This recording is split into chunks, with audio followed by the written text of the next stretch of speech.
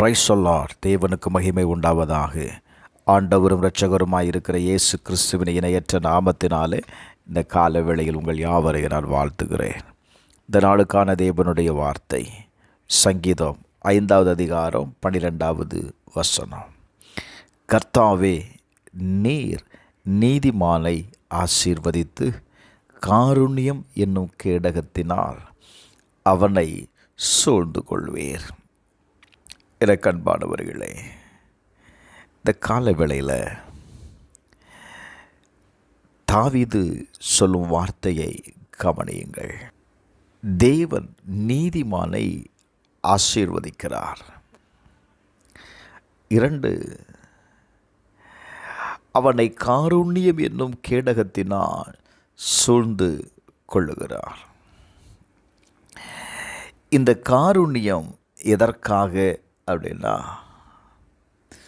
அது அவர்களை பாதுகாக்கக்கூடிய ஒரு கேடகமாய் கர்த்தர் இருக்கிறார்.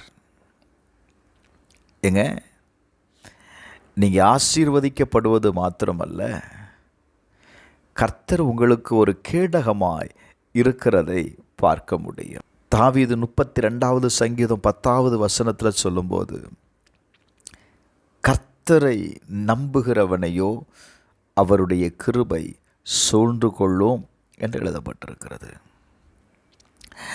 அவருடைய கிருபை, அவருடைய காருண்யம் உங்களை சூழ்ந்து கொள்வதற்கு நீங்கள் கர்த்தரை நம்புங்க. அவரால் மட்டும்தான் உங்களுக்கு பாதுகாப்பை கொடுக்க முடியும்.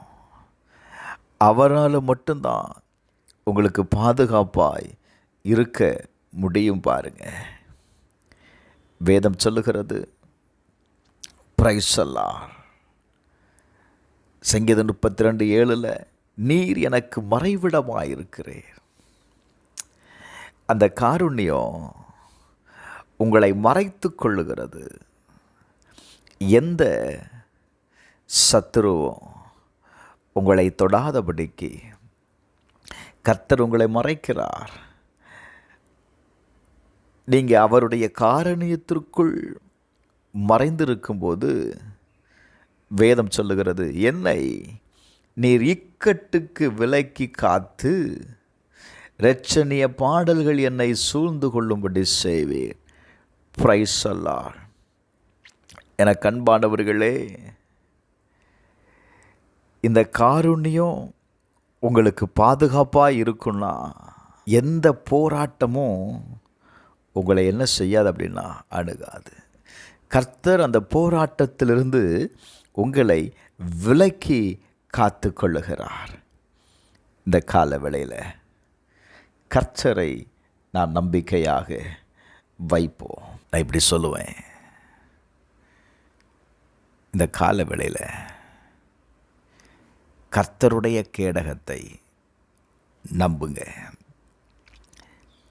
அந்த கேடகத்தினுடைய மறைவிடத்திற்குள்ள உங்களுடைய வாழ்க்கையை நிறுத்துங்க. எந்த சேதமோ உங்களை அணுகாதபடி கர்த்தர் உங்களை பாதுகாப்பார்.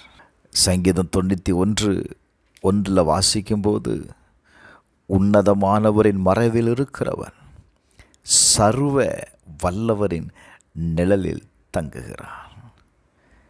அவர் சர்வ வல்லமுடைய தேவன். Praise the Lord. அவரை மிஞ்சி உங்களை எந்த சக்தியாலையும் தொட முடியாதுங்க.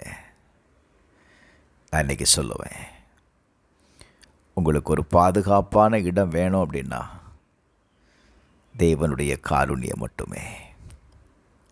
தாவீது தன்னுடைய வாழ்க்கையில் பிரச்சனைகள், போராட்டங்கள் வரும்பொழுதெல்லாம் அவன் இருந்த இடம், அவன் தன்னை மறைத்து கொண்ட இடம் எது தெரியுமா? கர்த்தருடைய காருண்யம். இந்த கால வேளையில் அவரை மறைவிடமாக்கி கொள்ளுகிற உங்கள் வாழ்க்கையில் கர்த்தர் ஜெயத்தை தருவாராக. ஜெபிப்போமா.